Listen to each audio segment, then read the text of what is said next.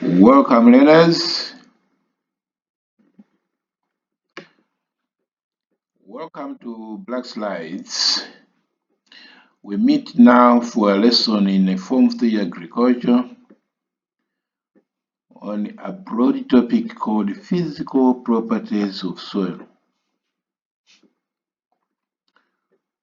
We are going to explore physical properties of soil.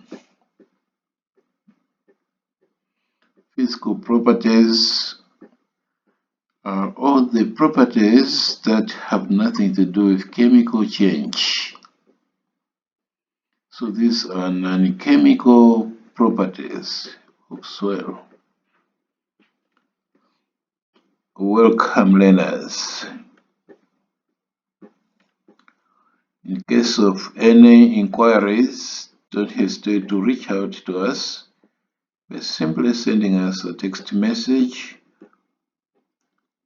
to this number, or better still, just call us. We are going to take you through the joining process, how you can join the ever-growing family of Black Slides Online Secondary School. Welcome, learners.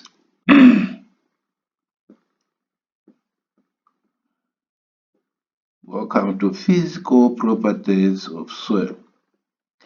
There are 7 physical properties of soil which you are supposed to be aware of as you prepare for your 2028 MSCE examinations. If you are starting MS Form 3 now, it means you write your exams in 2028, which is not quite long from now.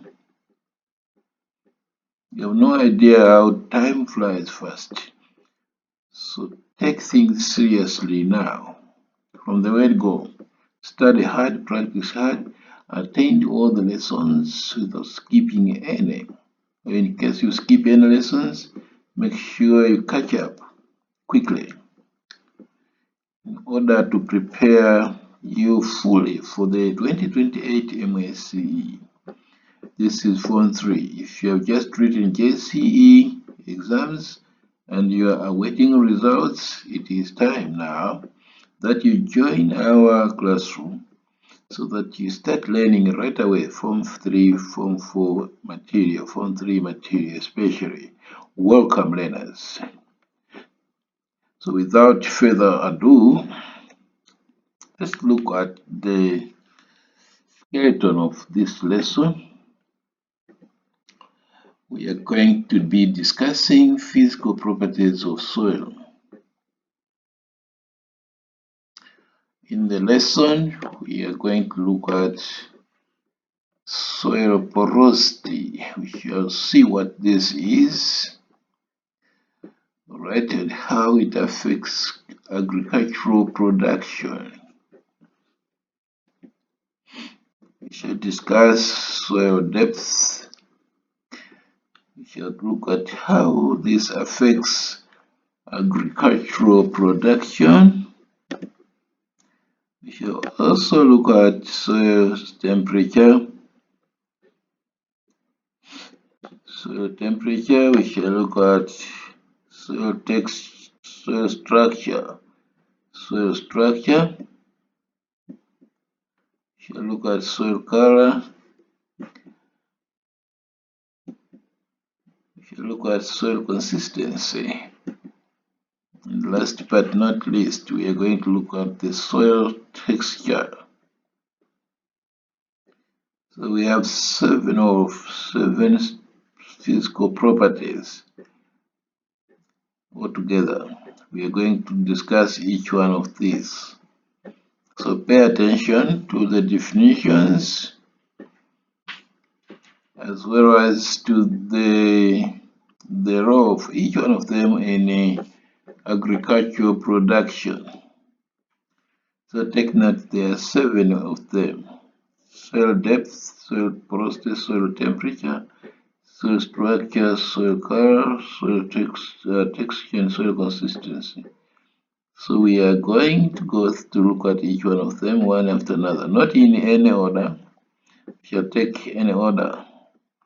Let me also point out the fact that these in this diagram, the fact that some are higher than others doesn't mean that some are more important than others. They are equally important properties of soil.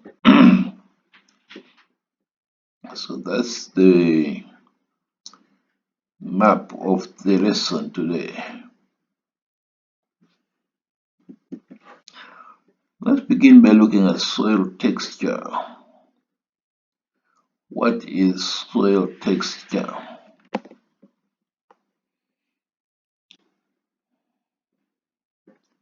We shall define soil texture in the following manner. In the context of agriculture, soil texture refers to the coarseness or fineness of a soil sample or of soil particles. The roughness or the fineness of soil particles is called the soil texture. When you touch soil, a soil sample, and the finger of your tip at your fingertips, find that some particles feel coarse and rough, others feel fine and slippery. So the coarseness or the fineness of soil particles is called soil texture. That's how we are going to define a soil texture.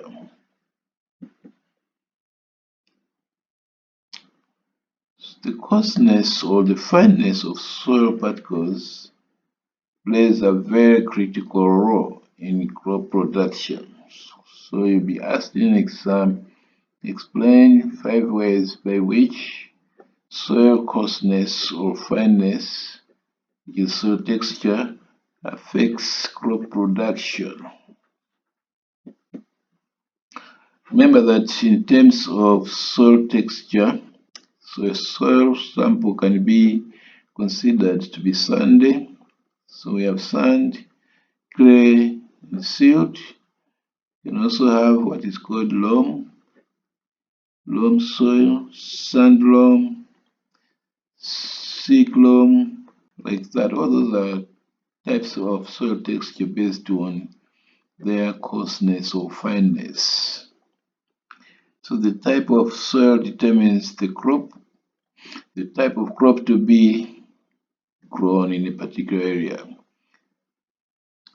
For example, loam soil is good for crop production for a number of reasons. So you need to know why loam soil is recommended for crop production. So loam soil is good for crop production for a number of reasons, namely, loam soil retains water for plant growth, so it holds water. It has a good water holding capacity. It doesn't hold too much low water or too low water. It holds a reasonable amount of water, good enough for plant growth. Loam soil, it is well drained and aeration, meaning that it does not keep too much water, and it also has spaces for air circulation.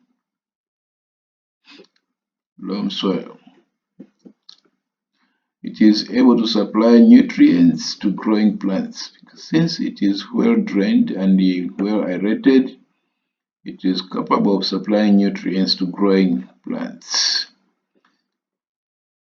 So nutrients are able to reach plant roots so that crops grow well in it. Plant roots and shoots are able to penetrate and they grow with ease. Since it is well drained, and well aerated. This allows plant roots and shoots, mainly plant roots, are able to penetrate. This must be to penetrate and grow with ease. Loam soil is better than either sand or clay soil for this number of reasons. It is easy to cultivate at different moisture contents because it has good consistency. Welcome learners. Loam soil supports microorganisms responsible for decomposition of organic matter. This again goes back to the fact that it's well drained and aerated. So the soil is not easily eroded, and this helps nutrients to be retained, to be kept within the soil. So we are saying the type of soil or the type of soil structure determines the type of crop to be grown in it. Loam soil is more advantageous for crop production over either clay or sand for this number of reasons. Welcome learners. The second physical property of soil is soil structure. Soil structure refers to the way different soil particles are arranged or packed together to form aggregates, to form particles. So soil structure is important to agricultural production in a number of ways. It influences the movement of water and air in the soil. Soil structure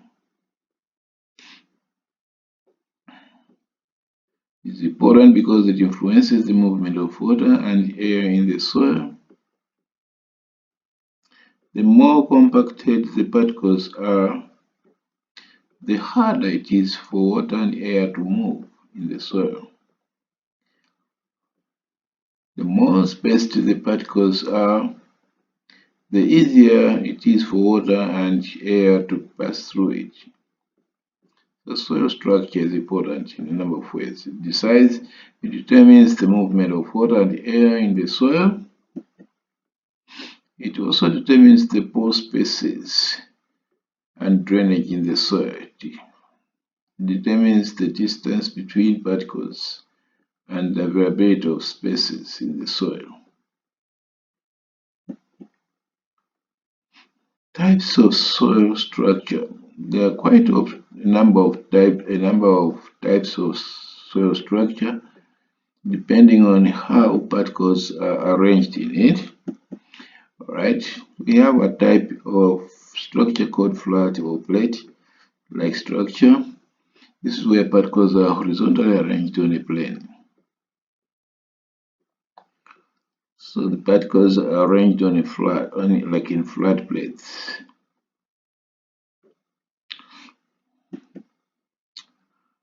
Other than that, we have prism-shaped soil structure, where particles are horizontally arranged as prisms. And then we have blocky or many-sided particles, where particles are arranged in blocks. And last but not least, we have spheroidal. This is where the particles are arranged around a central point and may be clump in shape. So these are the different kinds of soil structure. Welcome learners. How does soil structure affect crop production? Take note that soil structure affects crop production in a number of ways. Large pores promote airflow, which supplies oxygen, which is necessary for root growth and activities of soil microorganisms. So we are saying where the particles are large, There are spaces, there are large spaces between particles, which promotes air circulation and supplies oxygen. The presence of oxygen is necessary for root growth and the activities of microorganisms in the soil. Remember that microorganisms promote decomposition of dead plant and animal material in the soil. In other words, microorganisms promote the formation of humus in the soil. Welcome, learners. So the larger the particles, the more the air spaces, enabling free circulation of air, which is necessary for plant growth, root growth, and the activities of microorganisms in the soil. Small pores retain water, which is used by plants. So in this case, the smaller the particles, the smaller the pores or spaces, the more the water the soil is going to hold. So this water is going to be useful to the plants. Seed germination and growth do not do well in soils with small pores, for example, clay soil due to poor aeration. These are ways by which soil structure affect crop production. How do we maintain and improve soil structure? Soil structure can be maintained and improved by cultivating the soil at the right moisture content. Do not cultivate the soil when it is either too wet or too hard. If it is too wet, it means that the soil particles will get compacted together, thereby reducing the number of spaces, pore spaces in the soil. So soil has to be cultivated at the right moisture content. But also ensure that the soil is protected from raindrops impact by planting vegetative cover and also planting close growing crops. Alright, so the soil needs to be protected from the impact of raindrops by planting plants that cover the soil and also by planting crops that are growing closer to each other. In so doing, the soil is protected from the impact of raindrops. If the soil is cultivated using machinery,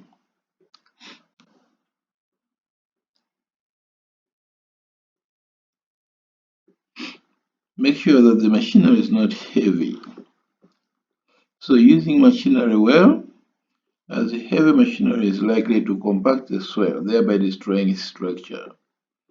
So make sure that the soil is cultivated using the right machinery, machine that is not too heavy. Soil structure can also be improved or maintained by adding manure and the other organic matter to produce a cementing effect. A cementing effect is where particles bind to one another. So in this case, the manure and organic matter act as a binding agent of the soil particles, so the soil structure. In so doing, these are the ways of improving and maintaining a good soil structure. So cultivate the soil at the right moisture content, protect the soil from raindrop impact by planting vegetative cover and planting close growing crops. Using machinery, whereas heavy machinery is likely to compact the soil, thereby destroying its structure. Adding manure and other organic matter to produce a cementing effect or binding effect. So avoid overgrazing, which exposes the soil to erosion. So these are the 5 ways of protecting for maintaining and improving a good soil structure. Welcome, learners. If you are watching on our video channel, YouTube channel, consider subscribing to the channel so that every time we upload a new material, you are notified on time. Practicing crop rotation is another way. This gives time to the land to recover over time. Alright, so if you never grow the same kind of crop on the same land over the same type of crop on the same land over many years, make sure you rotate the growing of crops. So in one year you grow maize, in another year you grow leguminous plants like beans or soya, in order to give the land, the soil, some space to rejuvenate. But also leaving the ground fallow so the soil rebuilds itself. So leave the soil uncultivated for years in order for it to rebuild itself. So these are ways of improving soil structure. Make sure you know all of them so that you can describe any 5. Another property of soil, physical in nature, is soil color. Soil color. Soil color. Color is color. Some soils are grayish, others are reddish, brown, yellowish. So the type of the color of a soil decides the composition of the soil.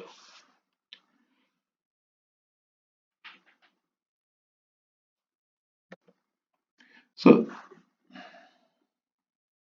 soil color tells us about the soil's aeration as well as drainage, and also indicates the amount of organic matter in the soil. This is the type of issue here. This should be the soil. So we are saying the color of a soil tells you about the soil's aeration of free circulation of air and the circulation of water, which is drainage, and also indicates the amount of organic matter in the soil. The soil which contains a lot of iron oxide is usually red,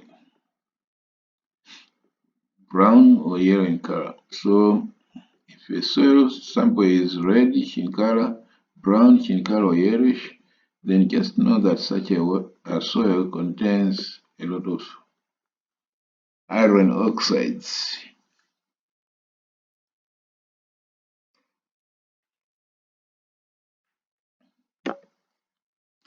While a soil which is rich in quartz tends to be whitish or grayish in color. So the color of a soil tells you the composition of the soil in terms of the minerals found in it, the nutrients found in it. Soil containing a lot of organic matter or humus is dark or black in color. So black soil is preferred for growth of many crops because it indicates that there is humus, there is a lot of organic manure there, organic matter. So soil containing a lot of organic matter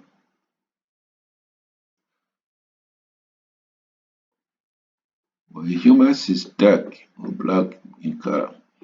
It's a business now. People are selling dark soil to one another. Dark soil is suitable for growing of crops such as vegetables and others because it's indicative of the presence of organic matter and humus. A soil which is poorly drained or water-logged looks grayish, while the one which is well drained looks brown, red, or yellow in color. Of course, we have already said that red, brown, and yellow colors indicate the presence of a lot of iron oxide in the soil.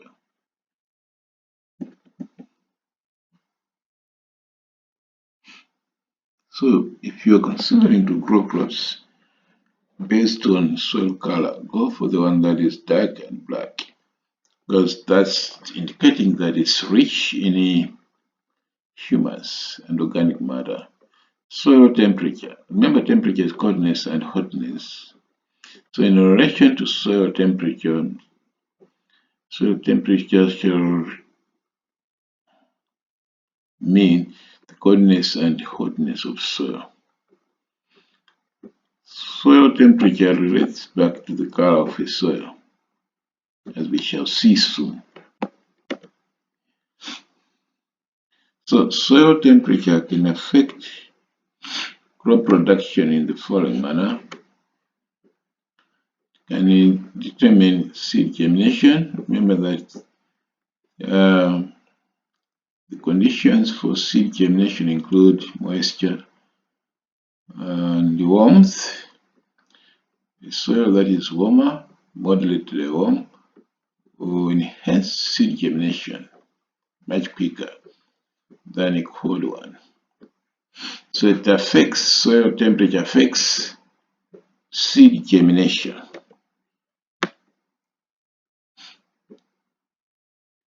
Soil temperature will also influence transpiration and evaporation.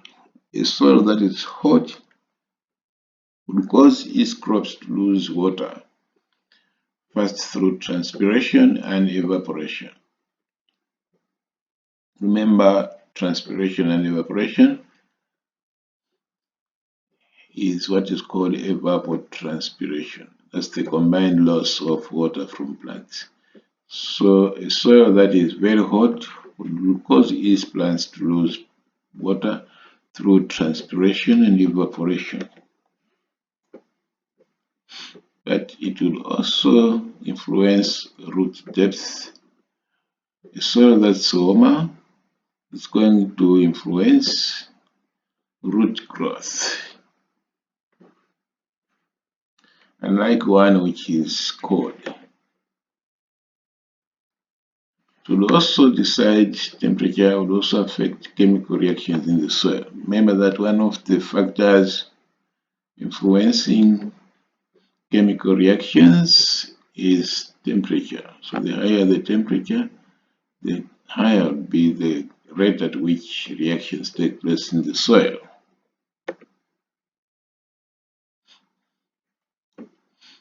Soil temperature will also affect activities of soil organisms, microorganisms in the soil.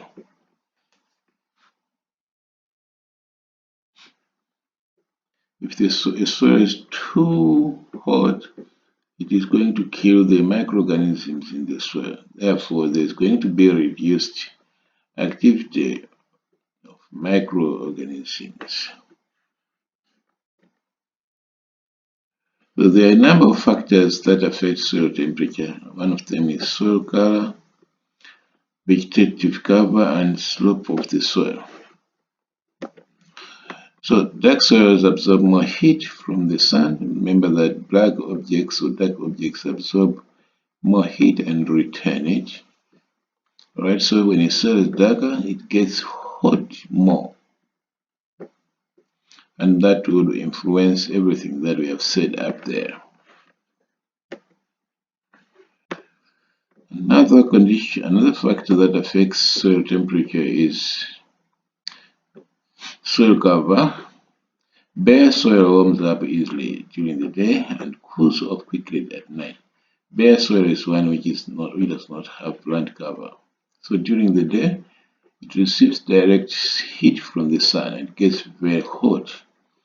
But during the night, it also loses the heat very quickly. So such soil is very cold in the evening, but very hot during the daytime. So a garden which slopes towards the north, for example, it is in the southern hemisphere and is heated more than that which faces south. So a garden that which slopes towards the north. This has to do with the position with respect to the north. So if it is in the southern hemisphere, it is heated more than that which faces south. May just find out how this can be a problem. Okay, you can read about this, just to read more from the internet and other sources to determine the location of the garden with respect to its temperature. So the temperature of a soil can be changed in a number of ways. In order to make the soil temperature desirable for crop production, we have to practice mulching. Mulching is spreading leaves, dry grass, or cover, vegetative cover, or over vegetative matter on the soil.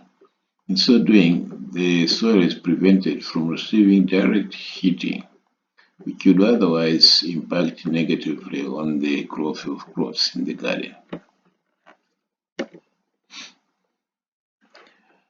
Alright, you can also change soil temperature by planting vegetative cover. So plant crops that cover the soil in order to minimize direct impact of sunlight or heat.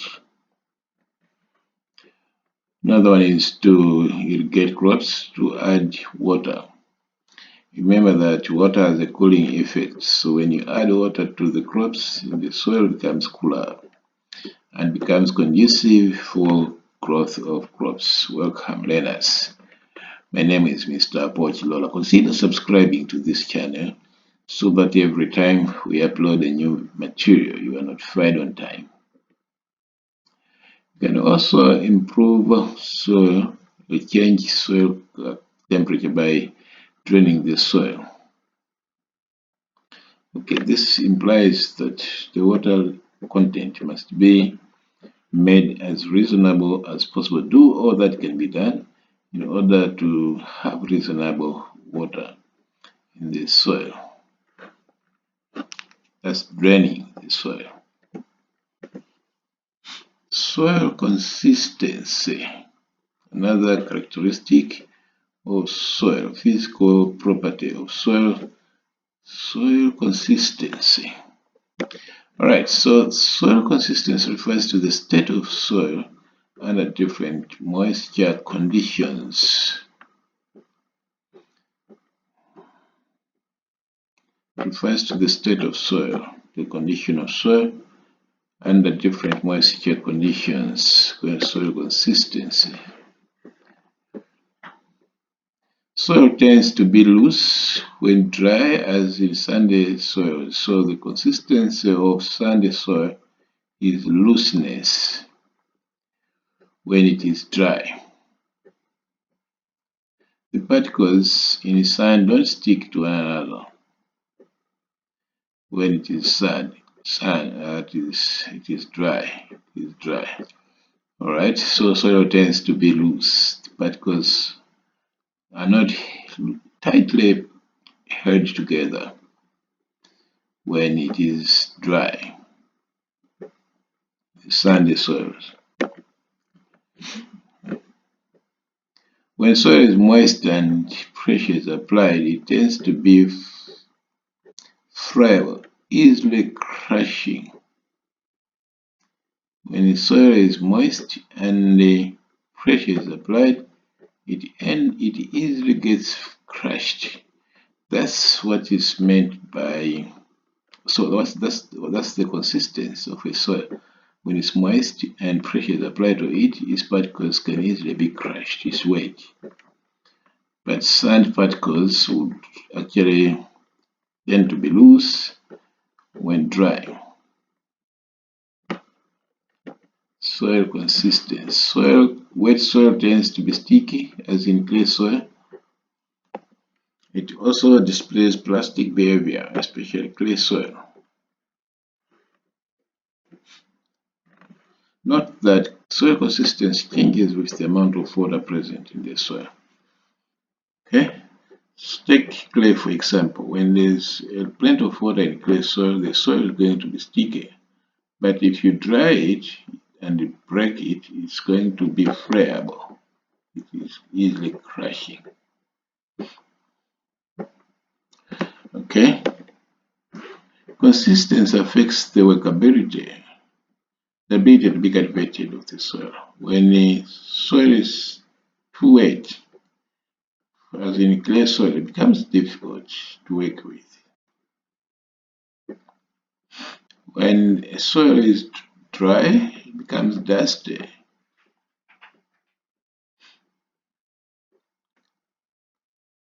Okay, so the amount of water in the soil decides the consistency of the soil. It also determines the workability of the soil. So soil consistency can be modified by simply draining the soil, especially when it is waterlogged. So try to remove some of the water, and that will change its workability, especially when the soil is waterlogged, like clay soils. How important is soil consistency in crop production?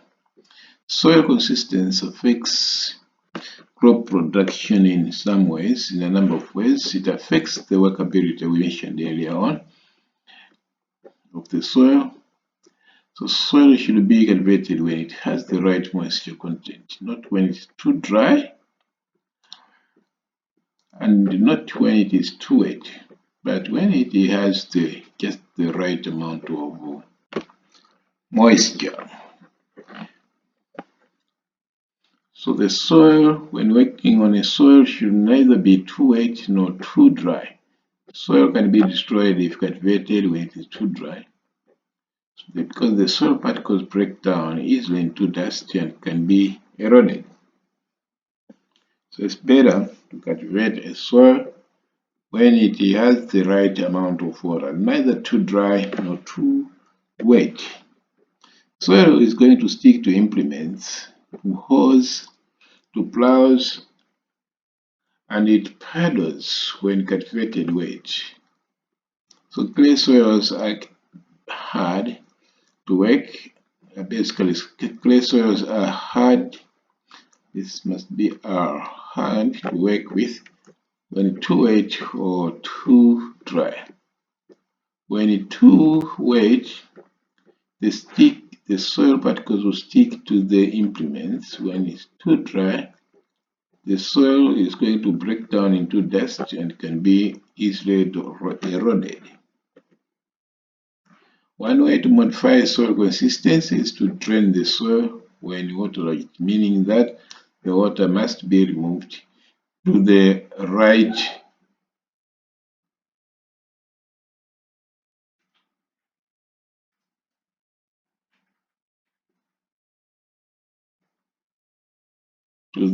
amount. And if it is too dry, then irrigate it, meaning add water to it before you start working on it. Welcome, learners. Also use appropriate farming equipment. Equipment must not be heavy equipment, because heavy equipment is going to compact the soil particles, and it may also destroy the soil structure, and hence the soil consistency is also going to be destroyed. Another physical property of soil is called soil depth. Soil depth. Soil depth refers to how deep the top layer of the soil goes downwards, vertically downwards. Right? So soil depth, a physical property, is associated with the soil profile. Soil profile. So when you talk of soil depth, we're essentially looking at or discussing the soil profile. So soil profile. So soils which are well developed and mature tend to be very deep. So a top soil which is well developed and is mature tends to go deeper, right? Underdeveloped soils tend to be shallower, meaning that the top layer is not thick enough. Right, so the slope of the land also affects the soil's depth. Soil depth decreases as you go down the slope. As you go down the slope, the thickness of the soil top layer especially becomes less and less. Alright, the soil tends to be shallow on the steep as a result of soil erosion, and this explains why crops do not do well on a steep slope. It's because quality soil, which could otherwise help in promoting plant growth, is taken away by water or otherwise. Parent material also affects soil depth. Soil depth. Soils which are formed from parent material that is resistant to weathering may tend to be shallow, as opposed to those that are formed from parent material that weathers more easily. So if the soil is formed from a very hard rock, it is difficult to have a good layer of soil, topsoil. So such soils tend to be shallow. But rocks that can easily break down will form a better layer of soil. Welcome learners. How important is soil depth to crop production? Crop production is affected by soil depth in a number of ways. It affects root development. The deeper a soil, the better will be the root development. So roots develop better in soils that are deep than those that are shallow. It affects the amount of water held by the soil. The deeper the soil, the more the water the soil is going to hold. Another physical property of soil is called the soil porosity, from the word pores or spaces, air spaces. Porosity. A substance is porous if it allows water or any liquid or air to pass through it. So in other words, porosity is just a condition of being porous, meaning having pores or spaces. So this condition is due to the presence of air and water spaces in the soil. Porosity of a soil is due to the presence of air and water spaces in the soil. So these are called pore spaces. These spaces are called pore spaces. Remember that structure of the soil determines the air and the water spaces in it. Welcome learners.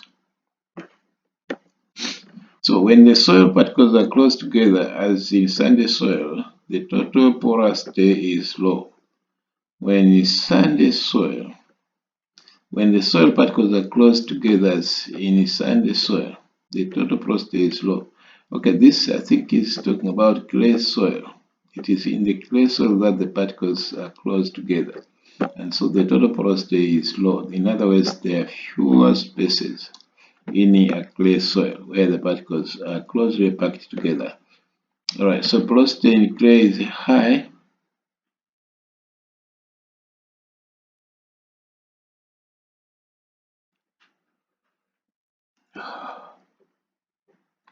Porosity in sandy, this must be in sand, there are more pores.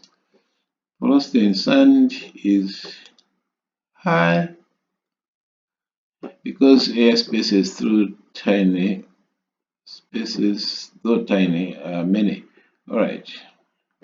So porosity in clay soil is high because air spaces through the right. The tinier the particles there are, the more the greater will be the porosity.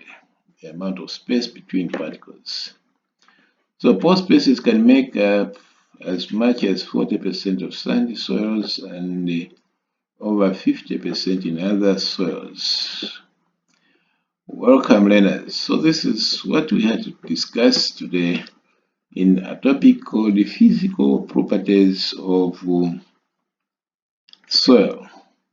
So the pore spaces in sand soils are large in size, mostly influence airflow. Okay, so don't confuse the number of spaces and the size of the spaces. So in clay soil, the spaces are many of them, but in sand soil, the spaces are bigger. Why? That's decided by the fact that there are large particles in sand particles. So the larger the particles, the larger will be the pore spaces between the particles. So this is why sand soils does not retain much water, because they're bigger spaces. So importance of porosity in crop production includes influencing air and water movement or variability in the soil. Welcome, learners. This is Black Slides Online Sunday School. We're exploring the physical properties